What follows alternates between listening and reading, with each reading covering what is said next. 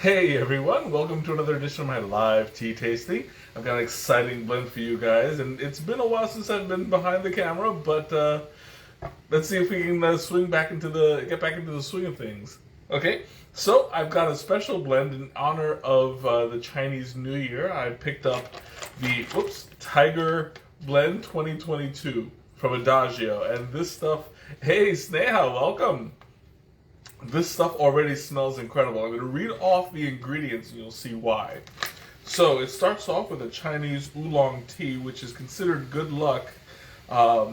Which is considered good luck and oh no, wait, sorry, I read ahead. Considered a blue tea in Asia and honors the tiger's lucky color, while accents of chocolate and represents its strength and orange peel symbolize its bright wit.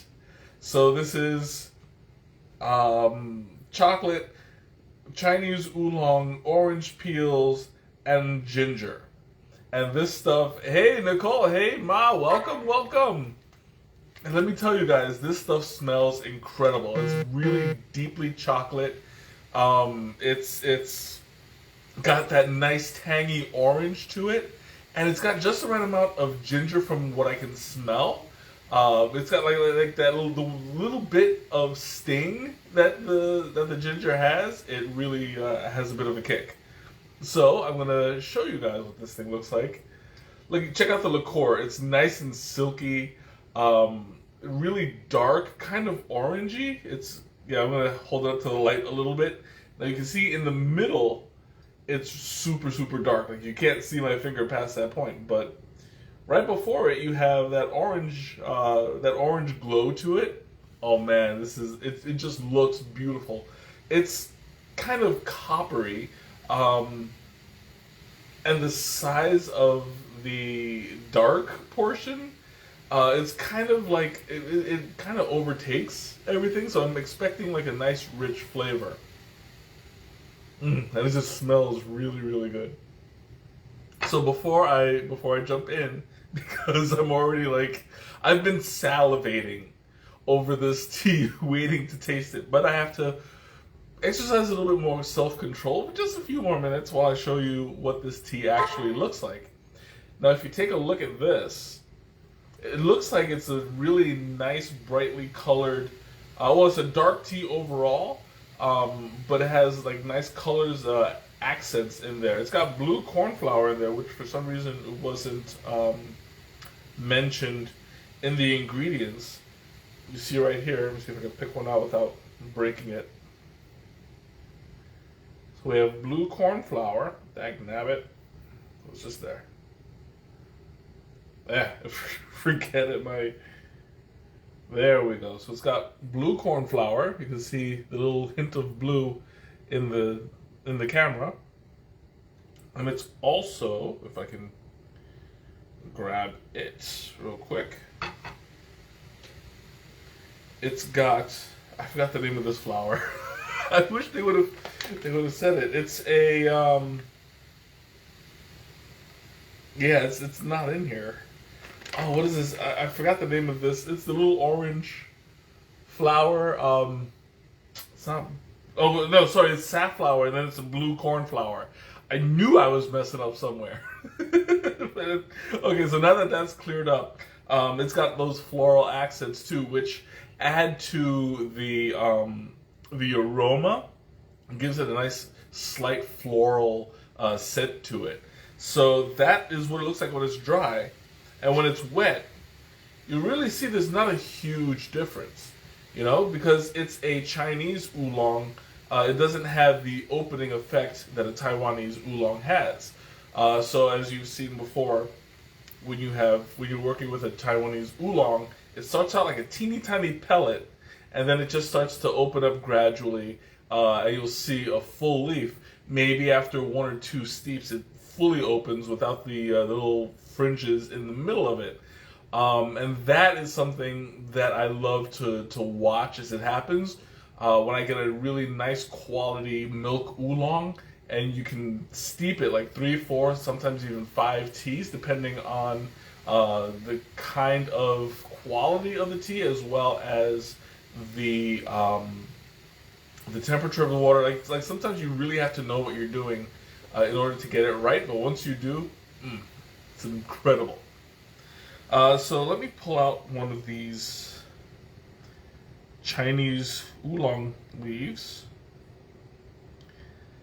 And well, I can't even get one because they're kind of small. Like I have to hold it so it doesn't fall into my tea. But you'll see, like these are cut leaves. They are little bits and pieces. See, so you're not even getting like the full leaf. These are they probably started off as like fannings, which is not the shortest, but on the way to the shortest, if that makes any sense. Hey Jen, welcome. So you have like a few levels of tea leaf lengths or sizes. You have the orange peko, which is the whole leaf. Broken orange peko, which is usually like cut in half or torn, or in the process it's broken. Then you have the fannings, and then you have the dustings. I feel like I'm missing one in there somewhere. There should be 5. But anyway, I don't want to bore you with the details. But these, because it's small and darker, you'll get a more robust flavor from an oolong that's more similar to a black tea. So if you're looking for that nice, robust, savory, kind of smoky flavor, this is where you'll want to go. But my personal preference is the Taiwanese oolong, which is a lighter, sweeter, slightly vegetal, but more on the floral and kind of silky end of it. So, without further ado, because I'm still holding in all my drool, I'm going to go ahead and take my first sip.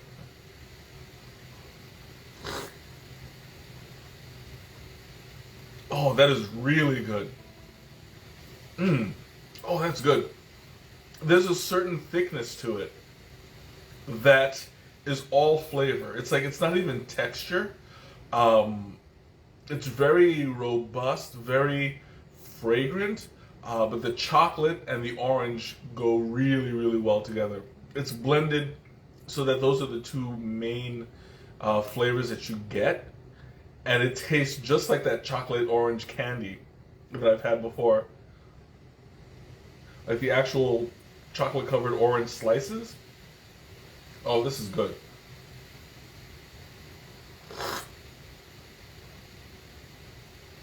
And you're getting like, I get the notes of the floral. It's not very strong. Just as like it's there, probably more just to add a splash of color to it. I'm not really getting a whole lot of floral taste. As I said, like the main parts are just the chocolate and the orange, and that's good enough for me. If you're gonna make this iced, that would be incredible. But there's also that slight tinge of the ginger that I'm picking up on as I speak. The blend has not a very strong kick, but it's noticeable.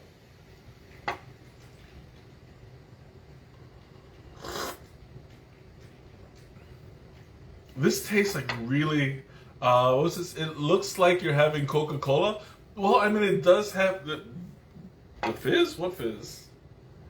I guess that's, oh, you're talking about, yeah, this is not actual fizz, but there's like residue that as it's steeped, it dried against the edge of the glass.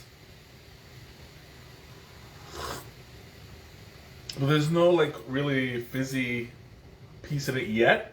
Like when I first did it, there was a little bit of foam at the top, and that comes from a few things. Like, it comes from the water quality.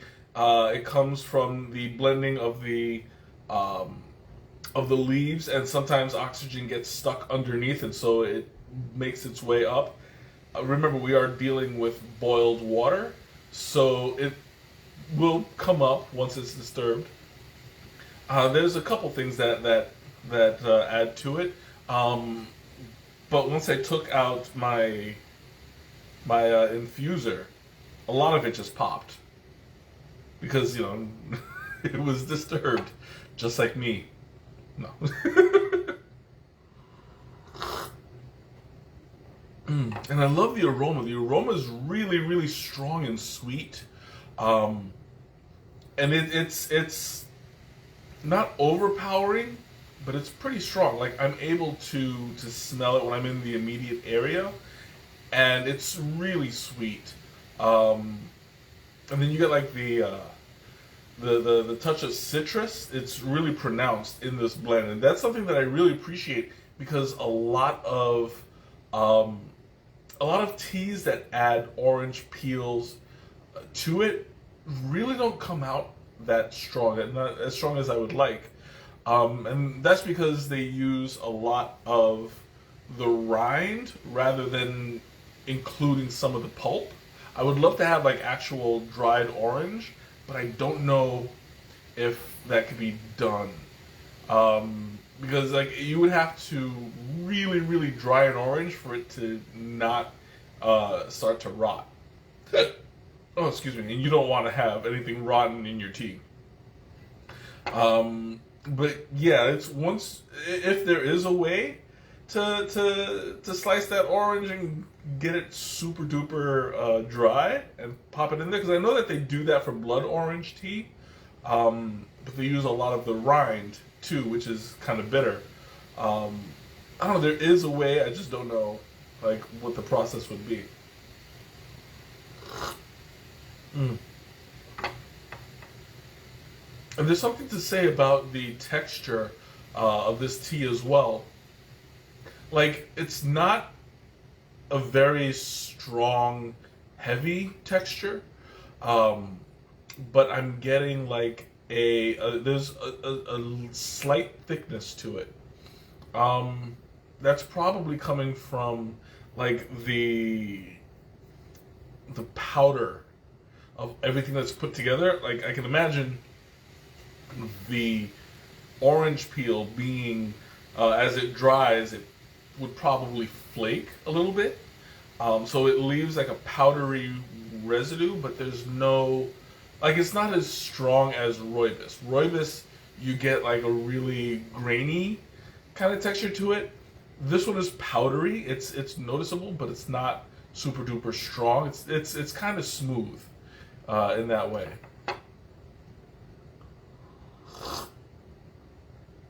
Mm. Oh man, this is really good. I'm bringing this to work on Monday. That's all I know. It's this blend is really it's really flavorful, and that's saying something because a lot of the time I'm underwhelmed when it comes to certain flavored teas. A lot of, like I said before, a lot of the orange ones just tend to get like kind of orange flavor, but not overpowering. Like they tend to be a little bit watery. This one, it's strong, and you taste you taste the orange and the chocolate more than the actual tea. So if you're looking to break into drinking teas and you like sweet and tangy, this is a good place to start, because it's not too strong on the tea, and it kind of introduces you to oolong flavors. Oolong flavors on its own, especially for the Chinese oolong flavors, tend to be pretty strong. And if you don't know what you're doing when you steep it, you can oversteep it pretty easily, and it'll literally leave a bad taste in your mouth. And it could put you off on other oolongs just because of that. And that's almost what happened to me. When I was drinking Chinese oolongs, I was treating them like black teas. And, I was doing it full temperature, 5 minutes, because they look like a black tea. I'll show you right off the bat. To the untrained eye, this looks like just a little bit of black tea, Who knows? Who knows, right? But If you really, really take a look, it's not going to show up on the camera. If you really take a look under the right light, you'll see it's definitely not a black tea. It's not as dark. It's not as oxidized. So it's going to oversteep a lot more easy. But in this case, I treated this the way that I should have.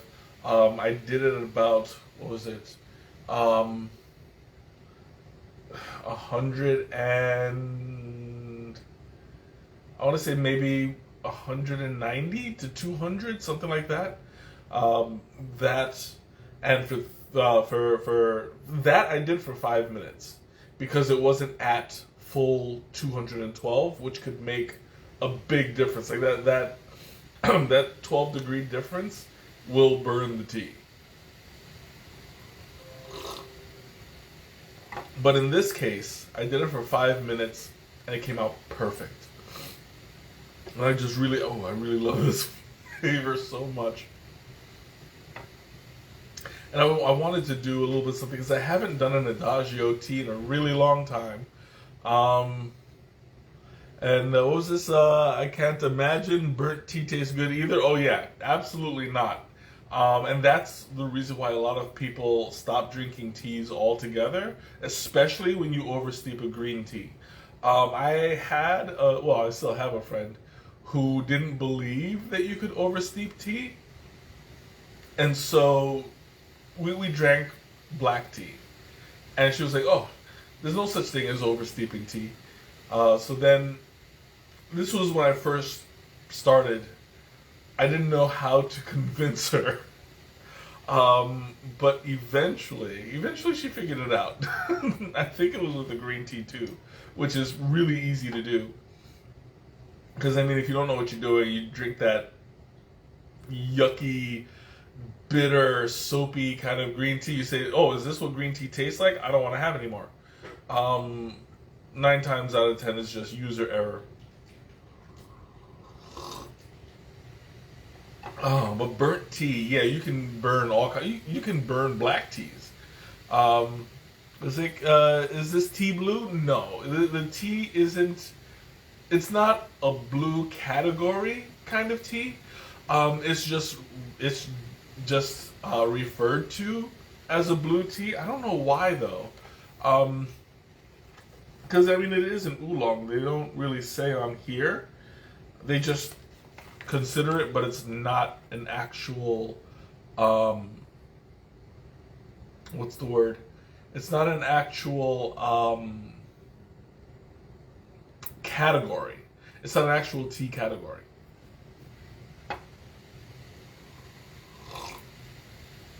Although technically, if you were to make butterfly pea flower tea, that could be considered blue. It's not a tea, but it's blue.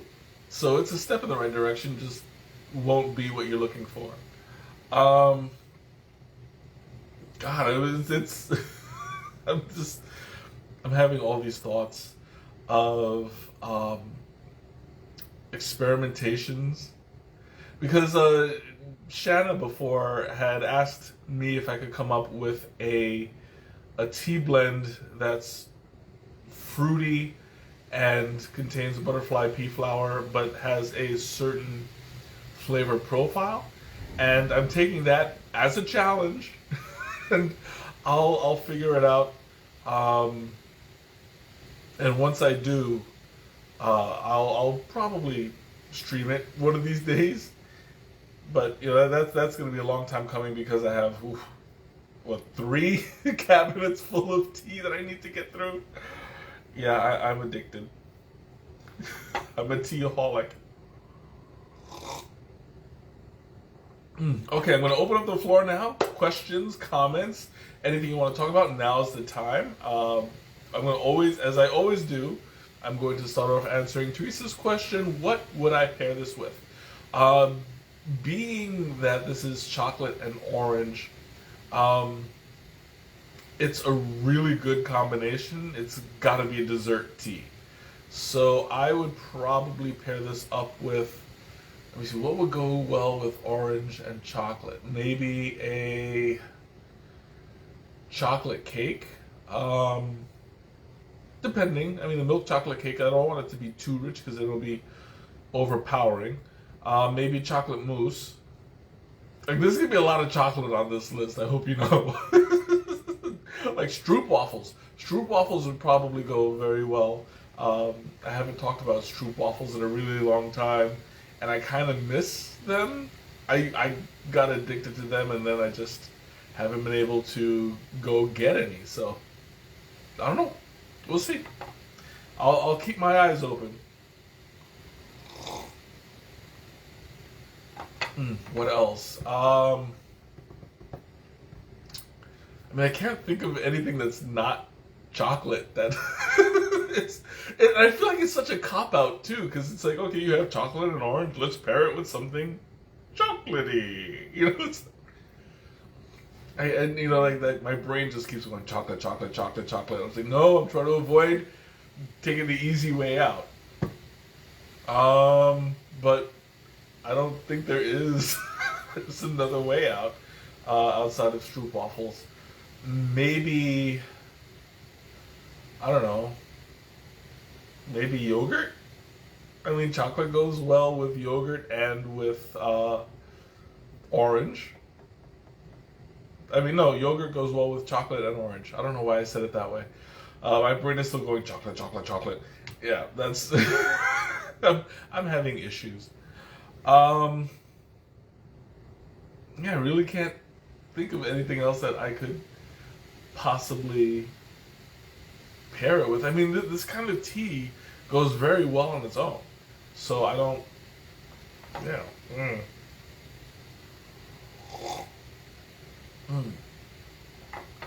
Okay, we'll open up the floor again. Questions, comments, now's the time. I do have one announcement.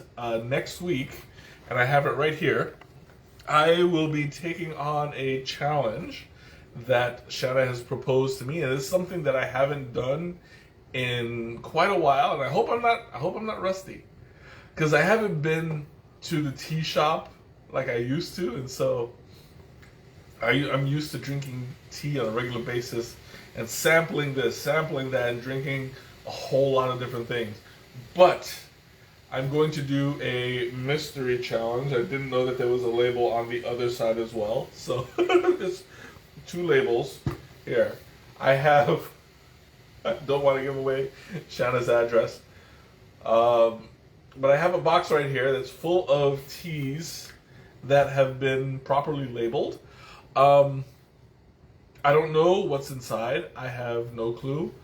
But I will be taking the challenge. I think there's 5 blends in there. So I'm going to do that. We'll see. We'll see how well I can do it. I hope that these steeping instructions are included, because if I can't see the tea, if I can't smell the tea, I have to guess how to steep it blindly, and yeah, that's not gonna be very, very, very pretty. So, yeah, yes, of course, you would think that I'm a tea expert, but like, there are certain things that I have to go in blind. I should be able to tell the type of tea by sight, yeah, but if I can't see it, like I said, okay, to the untrained eye, this could be a black tea, but it's not. Let me see. And the kind of tea itself is hidden by all the ingredients in there, so I can't smell it either. What's this? But you're not an untrained eye. Exactly. Like this is the test. I don't even know if I would be able to see it, because if it's in a tea bag like that, it could be totally blind, and I would have no idea how to tell. It'll be completely by scent, and that scares me. I'm gonna be like, God, I hope I know this. Yeah, and if I don't, I'm screwed. But it's something. It'll be fun. It's something that I haven't done in quite some time, and it's about time I got into it again. Yeah, because I feel like I haven't really challenged myself in a while. Usually I just get these inspirations to blend certain things and see where they go. Um, but I don't know. It's like I haven't had a tea shop close by where I could go and play around. So I don't know. We'll see. I'm going to do my best to figure out what's in the box, and I hope that that you guys join in next week and tell your friends. This is going to be a challenge for me, um, and maybe the more moral support I get, the better I do. We'll see about that. It might turn into a longer stream only because. Um, it's gonna be, I believe, 5 different blends, and I don't know how long I'll have to reheat the water every time and figure it out. It's gonna be playful. That I can promise you. We'll see. Ooh, excuse me. Got the hiccups. Mm. I love how this is oh, hey Joe, welcome. I didn't see you pop in. I hope you're still there. And yeah, it's been a while. It's been a couple of years actually. The last time I did it, I believe it was sponsored by Teresa, my sister. And I don't remember, like the only one that I remember clearly that I did last was where I was trying to guess what was in the God, what was the name of that tea from Naperville Adagio? It was like white white spice. I don't remember what it was. Where I had to guess the different ingredients, and I think I had like 5 out of 7 or something like that. Like it went pretty well. And that was when I was at the top of my game. So we'll see what I do.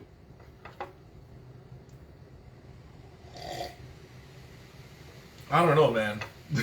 Now that the more I think about it, the more nervous I get because I feel like that out of shape athlete that's trying to get right back into the ring, and it's like this is not going to be pretty. But hey, it's for you guys. You guys keep me going. And hopefully you'd be good with Chinese loose leaf teas, but I'd be crushed at blended challenge. I mean, yeah, like Chinese loose leaf teas are. It depends on how well you've trained your palate, but yeah, they can be really really good. Um, we'll see, because I mean, like there could be the differences between. Longqing, and you get Dragonwell, and what's the other one? Oh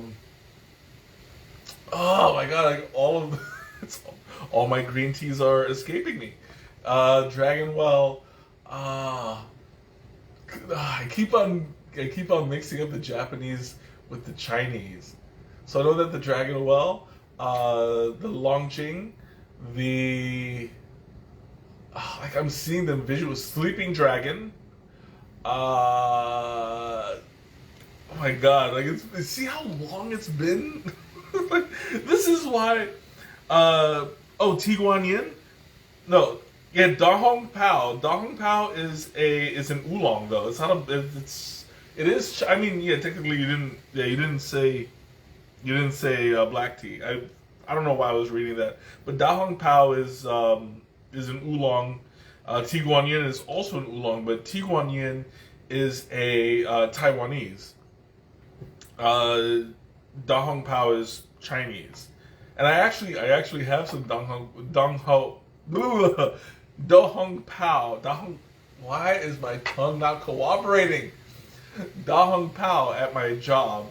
I'm trying to finish it off so I can get more, but it's so good. I love that stuff. Mm. Yeah, but you're absolutely right. Like, there's such a there's such a distinguishing difference between all of them that you could. It's really easy to get the difference between Da Hong Pao versus Ti Guan Yin because those are two different kinds of oolongs from two different countries. But when you get down to it, when you have like something from like a Formosa Bao Hai, no, sorry, Formosa for what is the name? It was there is an oolong from Formosa that's really good, and then you get like Fujian, and that at that point it gets a little bit tricky. You have to look for the subtleties in the notes, and especially like oolongs are especially difficult to distinguish when you're drinking something like milk versus jade versus alishan. It gets really, really hard, even for the people who have been doing it for years. So I mean, like it's all in the training. It's all hopefully it's all muscle memory. But we'll see. Anyway, enough about that. I'm like, I'm gonna have to warm up a little bit, but we'll see. All right, questions, comments, anything you want to talk about? Now's the time. I'm gonna see if I can finish this off real quick. Now I don't know if you guys can see this. Maybe it's really difficult for me. But there's a lot of residue at the bottom of the glass. It's settled, but it's there, and that's from all the ingredients that have been put in the bottom. I mean, sorry, put in the blend.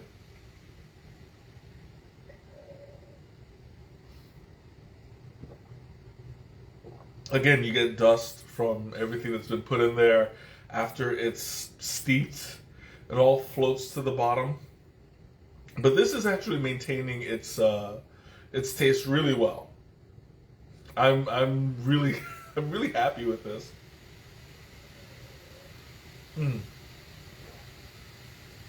Anyway, final call for questions or comments. I'm gonna go ahead and finish this off. Down the hatch. Ooh, that was so good. All right, thank you guys so much for joining me tonight. This has been a really great experience. This is for, have a great night, Joe. I'm going to list the link. Now, this is a limited time blend because you only have the Year of the Tiger every 12 years, I want to say. But anyway, have a great night, a wonderful weekend, and I'll see you guys next time. Bye.